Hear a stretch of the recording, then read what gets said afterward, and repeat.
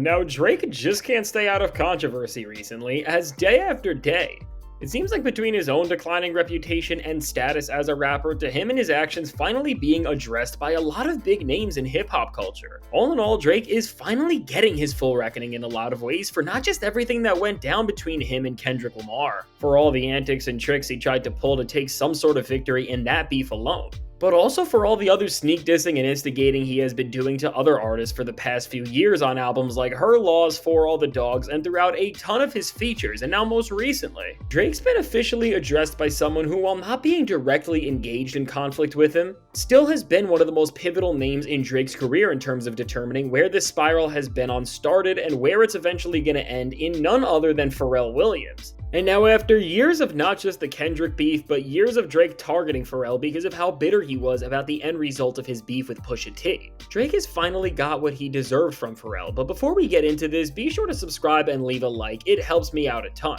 And so now with Drake, because Pharrell and Push were such close collaborators and friends, a few years ago it made him figure that he could start something back up or win some sort of ground back in this feud with Push by going after Pharrell, which of course at the core of this mission from Drake, the goal of this was really just to annoy Pharrell until he or Push broke and crashed out on him. And Drake's big attempt at making this happening was when Pharrell was auctioning up his chains for his non-profit, which is designed to give money to entrepreneurs. Which, when it comes to telling this story, this is a detail that's often lost in all of this situation but is so important. And as Pharrell put these chains up to help put investment back into other people that would hopefully change their lives, Drake went and bought these chains and then started a 2-year campaign where he would pop out wearing them and pretty much try to show the world and prove the point that he conquered Pharrell, Push, and everything they ever stood for. And with this, we really saw this reach its climax during Drake's Jumbotron Poppin' video from the Her Loss era, where he was repping these chains in so many different shots, and made distinct points in the video to flash them directly to the camera so everyone knew that these are indeed the real and official pieces of jewelry Pharrell used to rock back in the 2000s. And ultimately, following these subliminals that were pushed through visuals, Drake made the situation even messier when he sent Travis Scott a last-minute verse for Utopia for the song Meltdown, and straight up dissed Pharrell and Push on this album as he rapped about buying Pharrell's chains, and then he made a claim that after showing them off, he didn't just do anything with them, but he melted them down. And as Pharrell was literally a featured producer on Travis's Utopia album, this definitely made things complicated. But now fast forward to this year, and all of this came full circle as when Kendrick Lamar released his first full-on Drake diss track, Euphoria.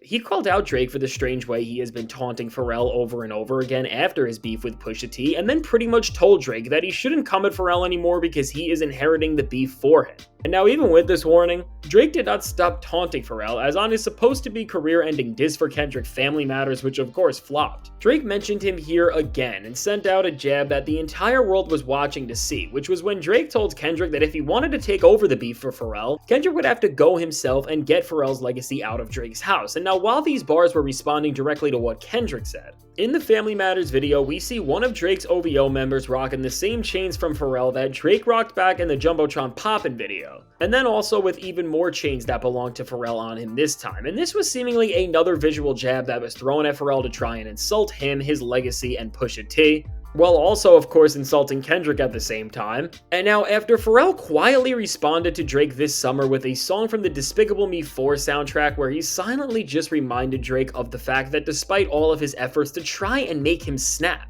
that he is the one sitting back and watching Drake's career now implode because of his own failure throughout his entire beef with Kendrick and through all of the other poor choices he made in his career over the past few years. And now as in this time where everyone was coming at Drake, Pharrell was just too involved with big brand partnerships between his role in doing the soundtrack for Despicable Me 4, doing his own Lego movie about his life, and designing for Louis Vuitton to drag down everything he was working for to get involved in such a messy beef with Drake. Because at the end of the day, when you look at the type of brands that Pharrell was working with, his deals with companies like Lego or Illumination just would have folded, because no family brand wants to be anywhere near the types of names that Drake was being called. Now that he has completed all of those quests and he has been named as the Designer of the Year from GQ, Pharrell's year of just pushing the boundaries for what someone in the hip-hop space can do is now officially over. And as Pharrell is wrapping things up right now and recapping his year, he sat down in this interview with GQ and answered some questions about the current state of his career and things going on around his name, And for the first time, he has finally addressed everything that has been going on between him and Drake, and with the answers he has given, Drake is probably crashing out and fuming hearing this, because after an in-depth conversation between Pharrell and GQ, where he is providing such deep answers about all of his interests and creative endeavors, Pharrell got asked, 2 years ago you founded an online auction platform. To launch it, you got all of your iconic custom jewelry stuff from, let's call it your hubris era, out of storage and sold it. What's that stuff weighing on you? Which first off, Pharrell answered to this, I didn't realize. You never realize how much all the stuff you have weighs on you, but it does. You don't know it until you get rid of it. The muscles in my back now, they work without straining. When you let that go, man, you feel so free. It doesn't mean it doesn't exist in the world, it's still there. And whatever happens to them, happens to them. Which first off from this, Pharrell is already showing that he doesn't really care about these chains at all. And then from here, the conversation shifts as the interviewer says, in this case, Drake buys a bunch of it, which then all Pharrell says back is, sure. And then following up on this, the journalist asks, how and when did you find out he was the buyer, and were you like, is this for, and before the journalist can even finish what he is saying, Pharrell butts in saying no, because I think beyond all of the ongoings, at the heart of it all, he is a fan of music. He is a fan of the history of what it is, and I happen to be a part of that, and those artifacts are a part of it. So pretty much what Pharrell is doing here now is calling Drake a fanboy and is not even getting into the mud of the issues, which is a clear power move on his end to disarm any strength that he had left. And then from here, the interviewer asks again, so when you found out he bought them, you were like, cool? Which then Pharrell simply responds, yeah. And then ultimately the interviewer asks, and then when he was rapping about melting the jewelry down and saying, come get his legacy out my house and all that stuff, how did that strike you? To which Pharrell says, it didn't. And even with him asking this same question again, Pharrell closes off this saying one word, which is no. And so now with all of this, and the fact that after this exchange, Pharrell says that he got rid of those chains in the first place because they had absolutely no value to him anymore, we can see once again that despite years of Drake instigating and trying to make Pharrell snap for the way he just non-stop taunted him for what he thought was owning his legacy, is that Pharrell didn't just care about any of this, but that he is really so above these childish antics at this point in his life, and now for someone of Pharrell's stature, who has shown that he is one of the most professional and respectable people working in the music business today, this makes complete and total sense that Drake flaunting the chains that he got rid of in the first place,